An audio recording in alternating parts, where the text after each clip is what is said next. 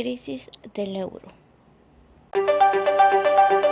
Antes de abordar el tema de la crisis del euro, les mencionaré unos puntos básicos. Zona del euro, este siendo su nombre oficial, aunque también se le conoce como eurozona y zona euro. Se creó en 1999 y está formada por los países miembros de la Unión Europea que han adoptado el euro como moneda oficial. Los países que actualmente forman parte de la zona euro son Alemania, Australia, Bélgica, Chipre, Eslovaquia, Eslovenia, España, Estonia, Finlandia, Francia, Grecia, Irlanda, Italia, Letonia, Lituania, Luxemburgo, Malta, Países Bajos y Portugal. Los organismos relevantes de la zona euro son tres: Banco Central Europeo, el Eurosistema y la Comisión Europea. Bueno, el Banco Central Europeo es el encargado de la política monetaria de los países de la zona de la eurozona. El Eurosistema incluye, además del Banco Central Europeo, los bancos centrales de los estados de la Unión Europea que se han unido a la zona del euro, y es la autoridad monetaria de la eurozona. La Comisión Europea constituye la autoridad política de la zona euro junto con el Eurogrupo, que están formados por los ministros de finanzas de los países de la eurozona. Con mucha diferencia, los habitantes de Luxemburgo son los que tienen mejor nivel de vida, ya que su Producto Interno Bruto per cápita es de 96.700 euros, muy superior al de Irlanda, que se encuentra en el segundo lugar en el ranking del Producto Interno Bruto per cápita. Las diferencias entre los países de la zona del euro se hacen evidentes cuando comparamos estos Productos Internos Brutos per cápita con los de Letonia, que se encuentran a la cola de los países que de este grupo en cuanto a la calidad de vida de su población y cuyos habitantes tienen un nivel de vida de 6 veces menor que el de Luxemburgo. Grecia es el protagonista en la zona euro por su nivel de deuda del 181,1% de su Producto Interno Bruto per cápita, muy superior al del resto de los países del grupo.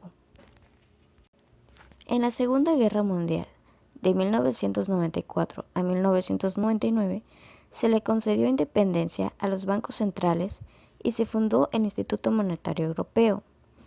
Este precedió al Banco Central Europeo, que comenzó su labor en 1999. El Banco Central Europeo es parte del Sistema Europeo de Bancos Centrales, que ahora está a cargo de la política monetaria de la eurozona.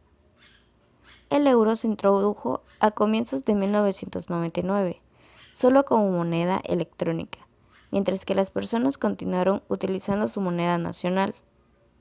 A partir del 2002, el euro se convirtió en la única moneda de curso legal en la eurozona. Cualquier país que desee convertirse en miembro de la zona monetaria debe cumplir con los criterios de Maastricht. Estos son, en primer lugar, el índice de inflación no puede superar el 1,5 puntos porcentuales de promedio de los tres países. En segundo, las tasas cambiarias deben permanecer dentro de las bandas de EMS durante 2 años. En tercer lugar, las tasas nominales de interés a largo plazo promedio no deben superar el de los tres países con mejor resultado en más de 2 puntos porcentuales. El cuarto y lo más importante, los déficits presupuestarios no deben de ser superiores al 3% con respecto al Producto Interno Bruto y la acción de la deuda. El Producto Interno Bruto no debe ser superior al 60%. Si bien los tres primeros criterios no fueron grandes obstáculos, pero para la mayoría de los países, aunque varían, las naciones tuvieron dificultades a la hora de cumplir con este cuarto criterio. Sin embargo, los déficits presupuestarios se pueden reducir fácilmente por medio de la privatización y otras medidas. Es así que el eje central fue la deuda pública brutal. Eventualmente, la mayoría de los países de la Central Europea lograron cumplir este requisito con excepción de Italia, Bélgica y Grecia. Mientras que a Grecia no se le permitió introducir el euro en 1999, Italia y Bélgica sí pudieron hacerlo a pesar de no haber superado la prueba. El marco legal, que según los fundadores del euro obligará a los países miembros a mantener rectitud fiscal, resultó no estar grabado en piedra. De hecho, los políticos pueden modificar las reglas del juego a su voluntad. En los últimos 14 años, varios países no han cumplido el criterio de déficit público y algunos no han hecho en varias ocasiones. Sin embargo, el procedimiento del déficit de Maastricht, que obliga a multar a los países en falta, no siempre se implementaba. En 2002 y 2003, Francia y Alemania registraron déficits demasiado altos, pero forzaron a los socios de la eurozona a olvidar el castigo. Esto debilitó fatalmente el marco legal del Tratado de Maastricht, convirtiéndolo simplemente en una serie de recomendaciones y no de requisitos. El tratado también incluía una cláusula de no corresponsabilidad financiera a través de la cual los países miembros no serían responsables de las deudas de otros países. La moneda común fue principalmente un proyecto político y no uno económico. Esto explica que se aceptaran a países cuya deuda pública era demasiado alta y que se estableciera el área monetaria como un todo. Ya se mencionó que algunos países no cumplieron con los criterios de Maastricht, por lo tanto se plantea la cuestión de si la crisis actual es la consecuencia del gasto público excesivo. Aquí se puede observar que Bélgica, Australia, Chipre, Francia, Alemania, Grecia, Irlanda, Italia, Latvia, Malta, Países Bajos, Portugal, Eslovaquia, Eslovenia y España indican incumplimiento de los criterios de Maastricht. Algunos aspectos son dignos de mencionar.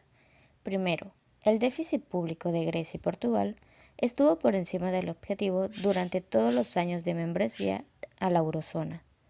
Incluso países como Alemania no cumplieron con el criterio de déficit en más de una ocasión. Por otro lado, países como España e Irlanda, que luego enfrentaron graves problemas, fueron estudiantes ejemplares en cuanto al déficit público. Se refiere hasta el año del 2008, logrando incluso alcanzar excedentes presupuestarios en algunos años. Sin embargo, Irlanda y España podían haber alcanzado resultados mucho mejores, ya que todos los ingresos fiscales eran altos debido a crédito y el auge inmobiliario. A partir del 2009, la mayoría de los países no cumplieron con el criterio del 3%. Los datos sobre la deuda pública cuentan con una historia similar, ya que Australia, Bélgica, Grecia e Italia nunca cumplieron con los requisitos de la deuda. Alemania lo hizo solo en una ocasión en un año. España e Irlanda estuvieron de nuevo entre los países con mejores resultados e incluso lograron reducir su relación de deuda, el Producto Interno Bruto, hasta el año 2008. La eurozona en su conjunto logró reducir el endeudamiento desde 1999 hasta el 2007 con respecto al Producto Interno Bruto, pero la situación cambió rotundamente después de 2008. La relación de la deuda al Producto Interno Bruto se disparó en todos los países de la eurozona, hecho que se vincula con la crisis financiera que comenzó en 2008. Es así que la causa principal de la actual crisis en Europa no fueron los errores cometidos durante la creación de la eurozona. No hubo crisis de la deuda pública en Europa hasta el 2008. La eurocrisis es esencialmente el resultado de la crisis subprime que comenzó en 2007 en los Estados Unidos, y esto nos lleva inevitablemente a preguntarnos por qué Europa se vio afectada de modo tan severo.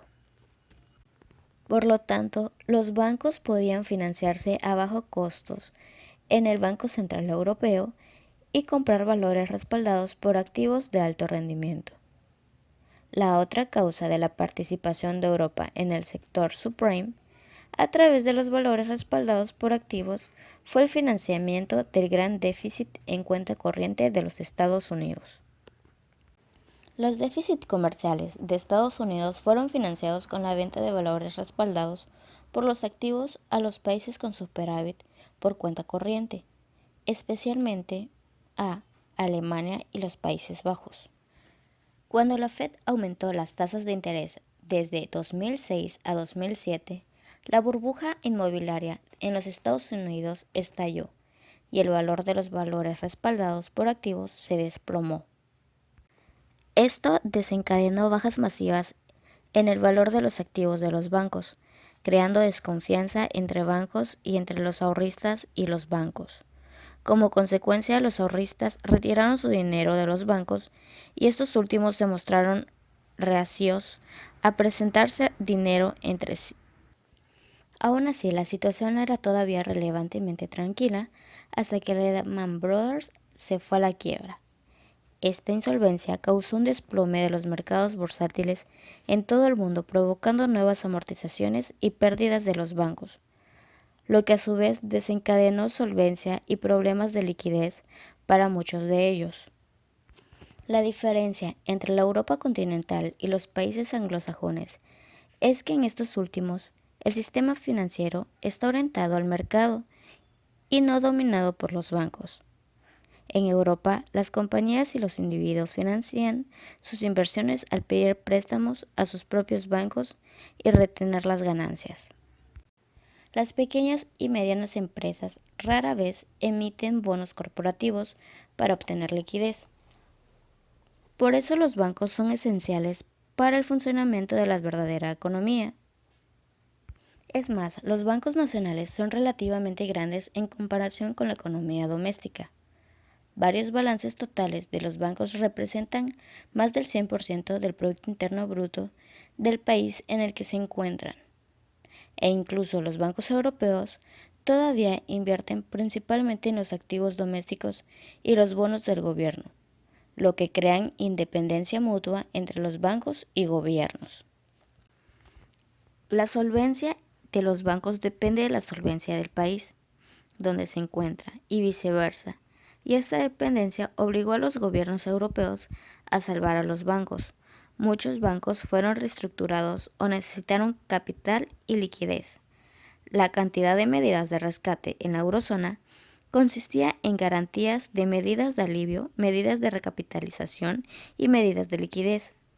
Las garantías representan la mayor parte, alcanzado por el 320.000 millones de euros en 2008. Tanto bancos como individuos aumentaron los préstamos, pero el problema fue que en estos créditos no solo se utilizaron en inversiones para aumentar la productividad, sino también para el consumo y la inversión en el sector inmobiliario. El desarrollo de la deuda privada en ciertos países de la eurozona. Aparentemente la deuda privada estuvo atravesando una etapa de expansión hasta el comienzo de la crisis financiera.